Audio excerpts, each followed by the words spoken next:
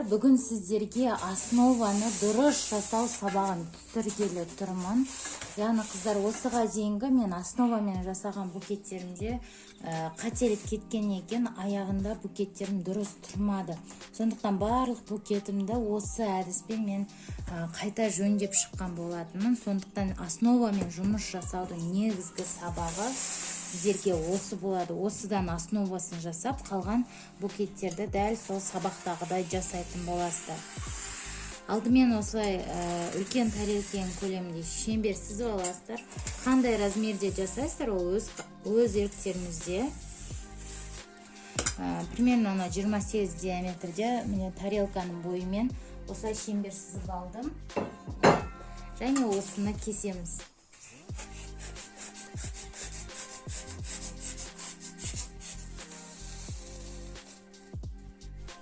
Міне қыздар, пеноплексті осылайынан домалақ кесіп алдым. Енді сыртынан тишью қағазын қаптайтын боламыз.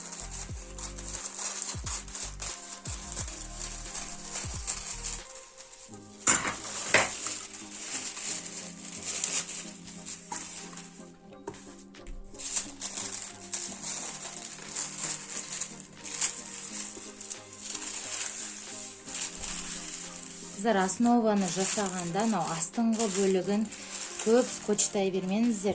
Жоғарыдан зубочисткамен орналастырасыздар ғой, сухофрукты болсын, шоколад болсын, не орналастырсаңыздар да қиын ілінетін болады, қиын тығылатын болады. Яғни скотчтар қатты болып тұрады. Сондықтан көп скотчтамай қойыңыздар.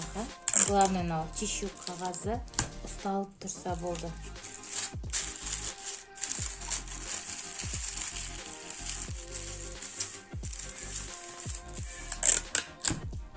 Осылайынан етіп 3-4 жерден скотчтасаңыздар жеткілікті.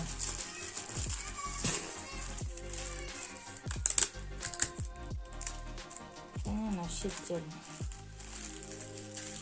Алдымен солай основамен істеп скотчтаған кезде біраз қиындықтар тудырған себебі скотчқа барып тіреліп қалады. Сондықтан барынша аз скотчтауға тырысыңыздар асты жағын.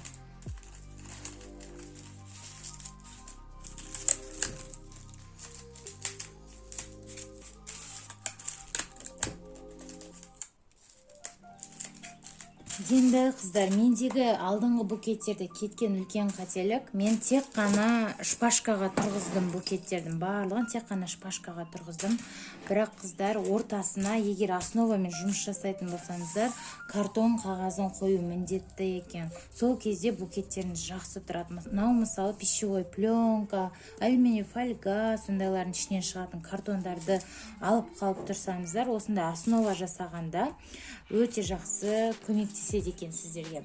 Ондай жоқ болса, қыздар, үйде қандай картон болады, кез келген картонды аласыздар да, осылайынан рулон жасау арқылы осыны да основа қылып пайдалана аласыздар. Яғни осылайынан айналдырып, бұндай коробка кез келген, мысалы пиццаның, басқа да әртүрлі заттардың кез келген коробкасы жарайды. Осындай трубочкамен жасайсыздар. И осыны скотчтайсыздар. Скотчтап, осында стойка қылып жасап аласыздар.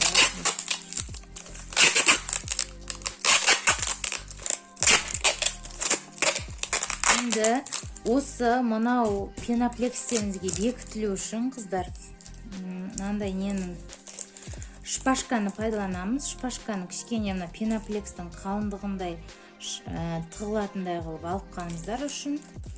Және енді соны скотчтайсыздар. Өстіп айналдыра шпажка орналастырып аласыздар.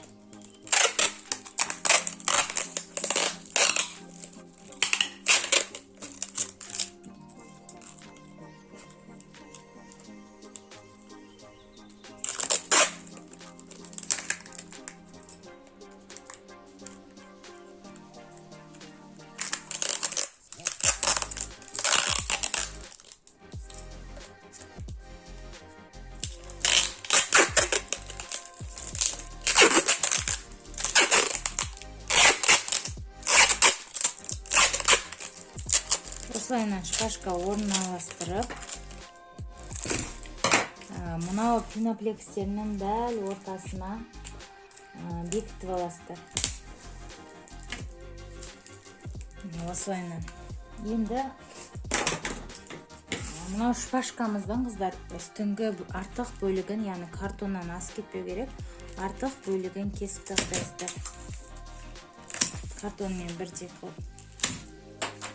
Дальше қыздар, енді мынау неге пеноплекске осы картонды жақсы бекіту үшін біз былайнан не істеп шығамыз? Шпажкаларды айналдыра тығып шығамыз. Әр шпажканы тыққан сайын қыздар міндетті түрде скотчтап тұрыңыздар. Сол кезде основаларыңыз жақсы ұсталатын болады. Менің алдыңғы жасаған қателіктерімді қайталамаңыздар. Осы сабақтан основаны жасауды қарап, осындай қылып основаны жасап жұмыс жасаңыздар, аха қыздар.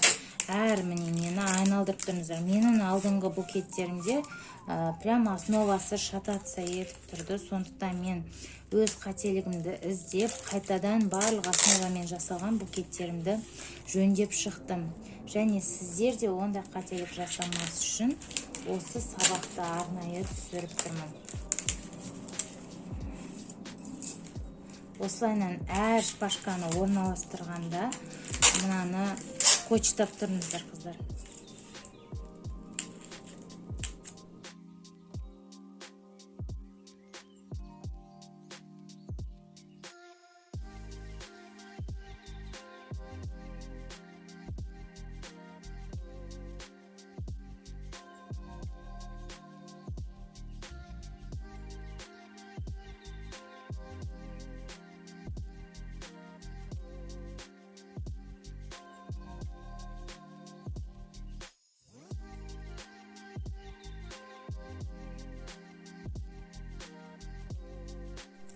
Қыздар, міне шпажканың барлығын естіп айналдыра орналастырып алдым, қыздар.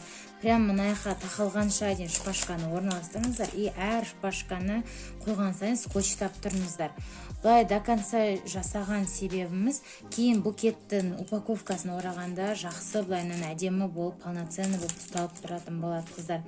Енді міне шпажканың қазір артық жерлерін кесіп тастаймын. Және мынандай домалақ пеноплекстен тоже кесіп алдым мынау букеттің табанын жасау үшін. Қыздар, осындай табан жасап, негізі шпажкадан жасалынатын барлық букетке осылай табан жасасаңыздар жақсы ұсталынады екен. Сондықтан осы әдісті де міндетті түрде жасаңыздар букеттеріңізге. Яғни шпажкаларыңыз упаковканы теспей жақсы тұратын болады, қыздар.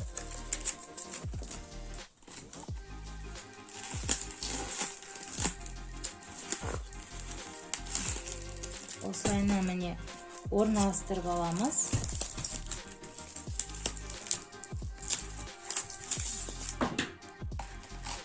Кесе салам шартты. Сосын табанына бөлек.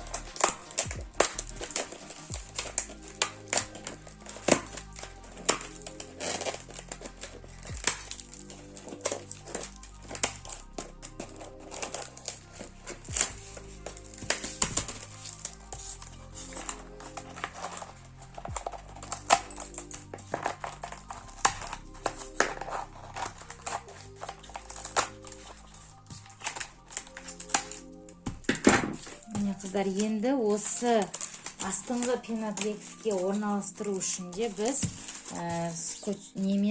шпажкамен бекітіп шығамыз. Астыңғы жағында үстін бекіткенде бекітіп алуымыз керек, қыздар.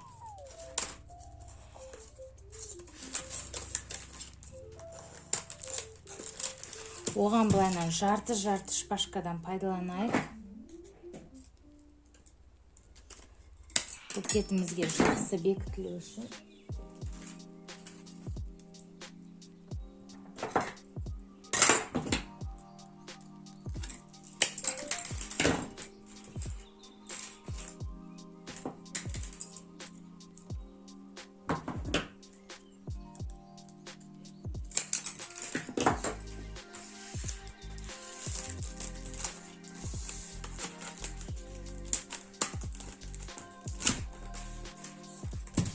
қыздар, осылайынан мынау пеноплекске тығып дайындап аламын да.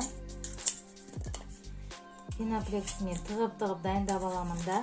Мынау букеттің аяқ жағына осыны скотчтап жібереміз қыздар. Сол кезде мынау букетіміз осы основасында жақсы тұратын болады.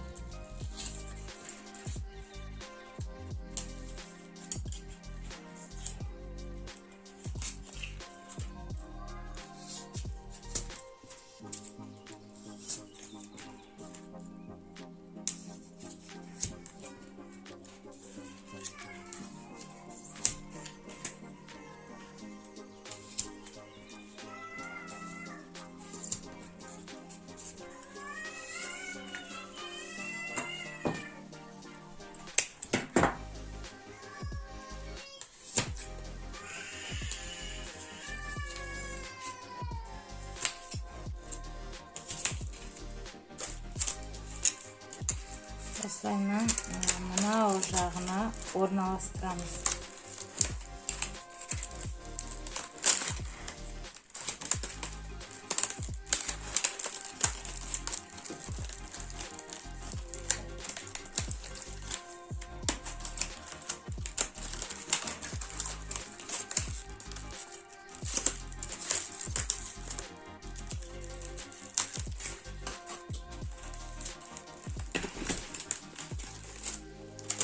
Енді осы жерді тоже скотчтайсыздар қыздар. Вот осы әдіспен жасасаңыздар қыздар, букеттеріңіз шайқалмай жақсы тұратын болады.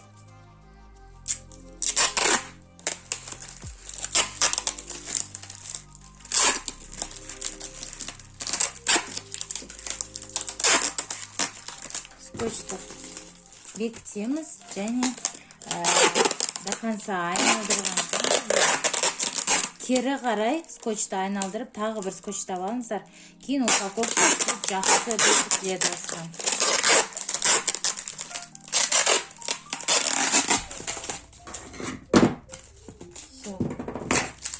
Міне қыздар, біздің өте жақсы тұратын основамыз дайын.